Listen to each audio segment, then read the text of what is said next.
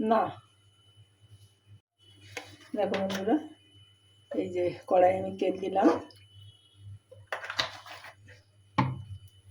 এইবারে তেলের মধ্যে আলু দিয়ে আলুটা একটু ভেজে নেব ভালো করে।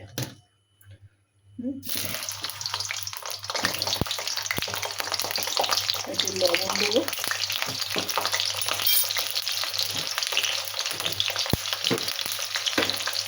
আর একটু হলুদ দেবো, একটু ভেজে নেব।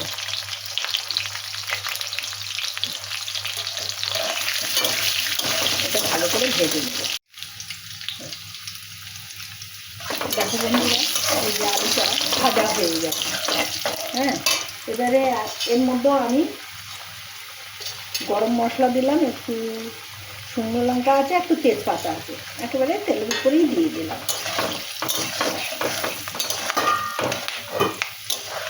এবারে মাংসটা আমি পেঁয়াজ, আদা, রসুন, হলুদ, হ্যাঁ, আর একটুখানি ধনের গুঁড়ো দিয়ে মেখে রেখেছিলাম। এই যে এবারে এটা ঢেলে দিলাম।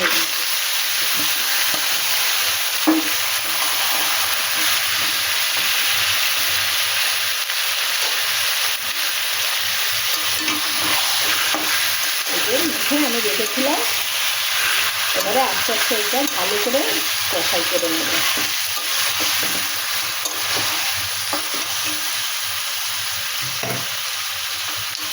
আর লবণ দিয়ে এবারে আমি এর মধ্যে লবণটা দিয়ে দেবো।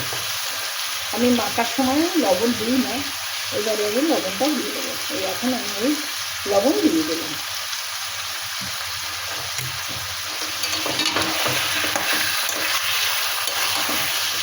এবারে এটা আস্তে আস্তে কষাই করব। মাংসটা প্রথমে পেঁয়াজ, আদা, রসুন আর হলুদ আর একটু ধনে বাটা আর ধনে গুঁড়ো দিয়ে মেখে রেখেছিলাম একটু সর্ষের তেল দিয়ে। সেই জন্য মাংসটা দেখো একদম সঙ্গে সঙ্গে মজে গেছে। একটুখানি সময় কড়াতে দিয়ে নাড়াচাড়া করতে করতে একদম মাংসটা মজে গেছে। এটা আস্তে আস্তে হবে, তাড়াহুড়ো করার নেই, এটা আস্তে আস্তে হতে থাকবে। দেখো বন্ধুরা, এই যে মাংস আমার কষা হয়ে গেছে।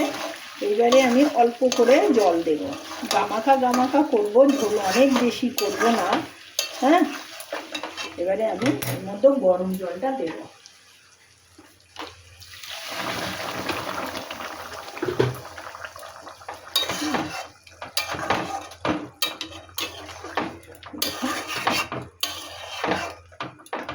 অল্প করে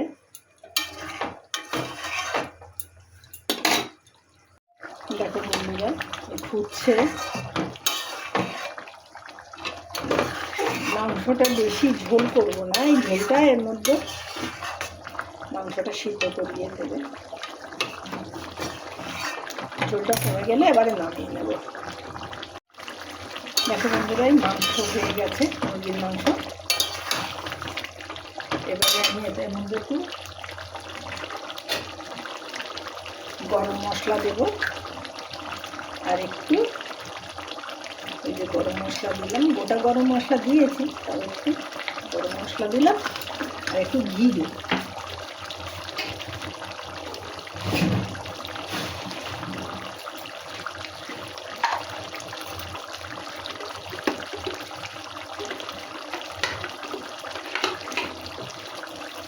একটু ঘি দিলাম, দিয়ে গ্যাস অফ করে দিলাম। সবসময় মাংসে ঘি দিয়ে ফোটাতে নেই। এই যে আমার মাংস রেডি হয়ে গেছে। এবারে আমার